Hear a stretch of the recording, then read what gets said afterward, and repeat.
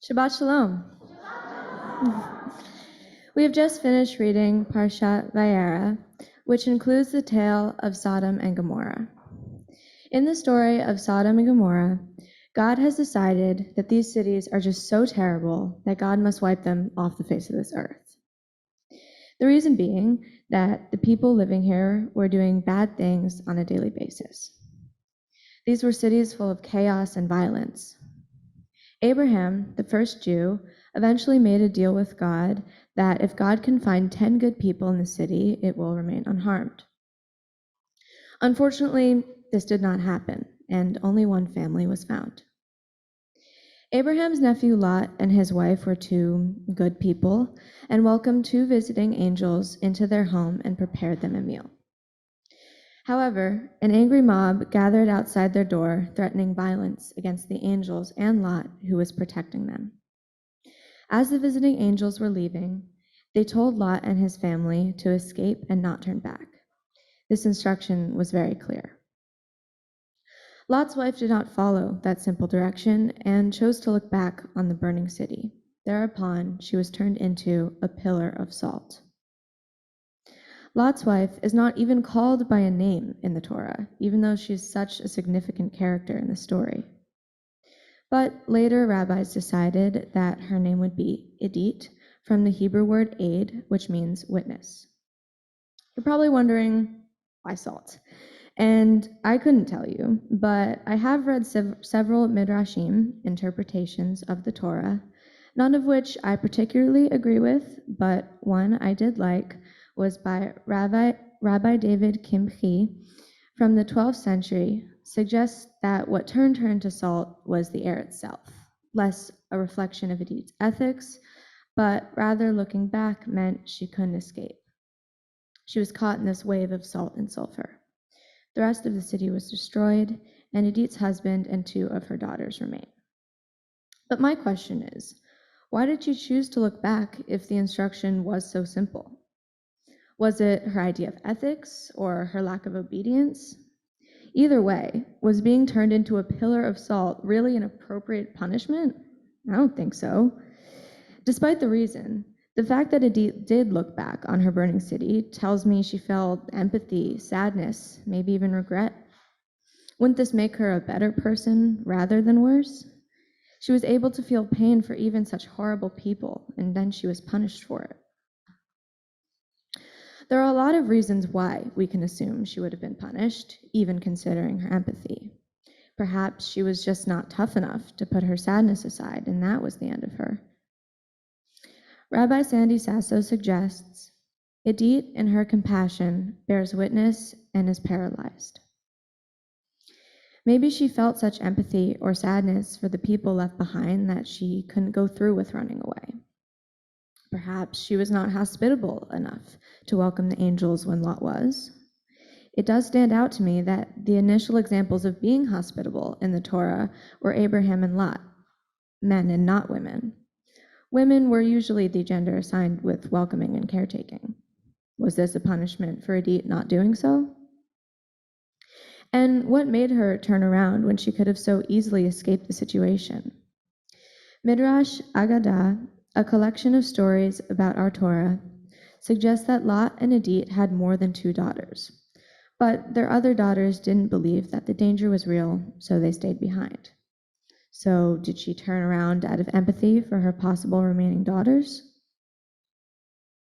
If I had to give it an explanation, the reason Lot's wife was turned into a pillar of salt could be, she had the opportunity to escape, she was safe and protected from the consequences she would have faced if she were a bad person.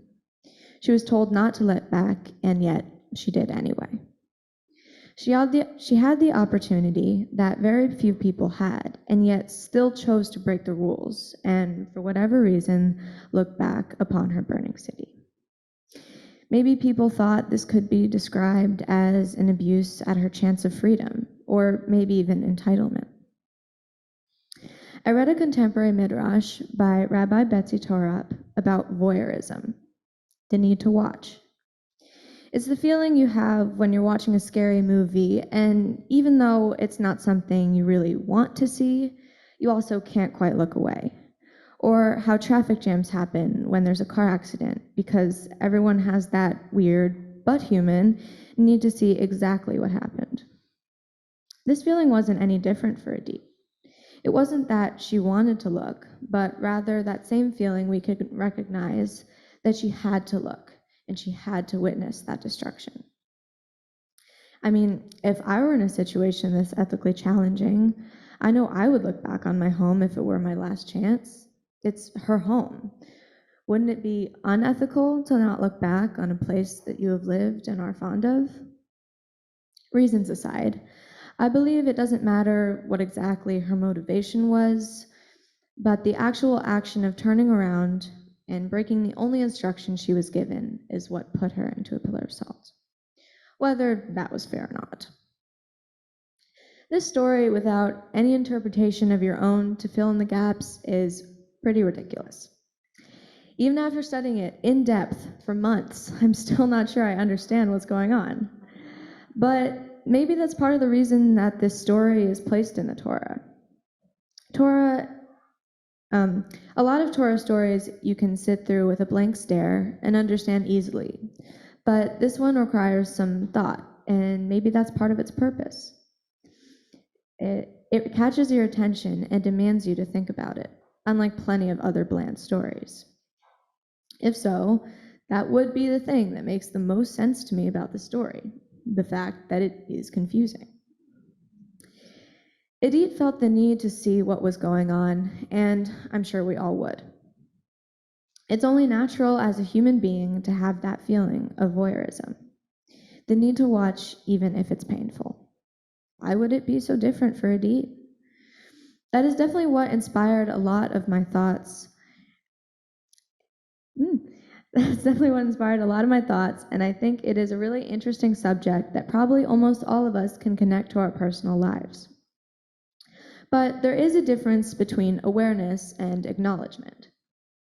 Instead of just feeling like you have to see, you have to look deeply and try to understand or to help.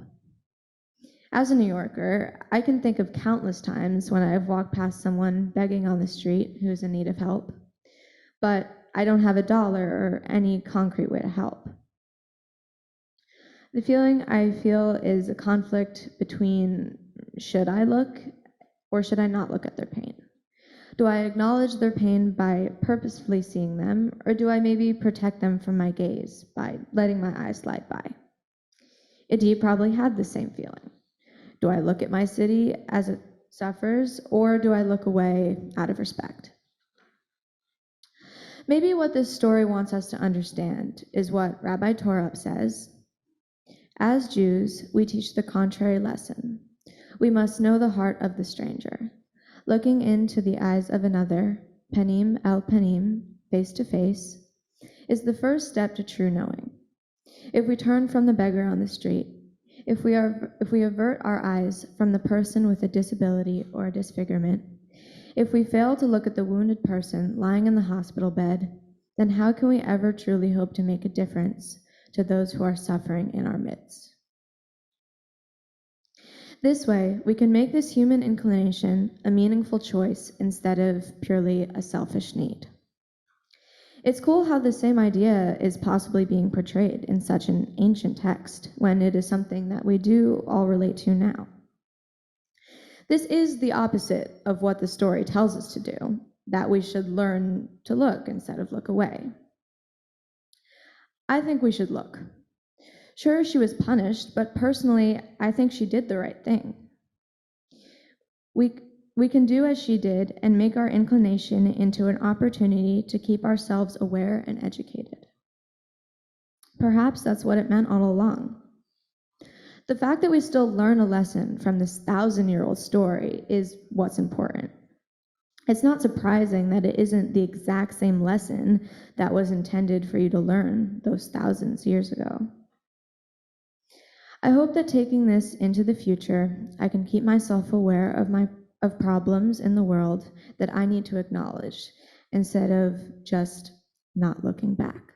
Shabbat Shalom.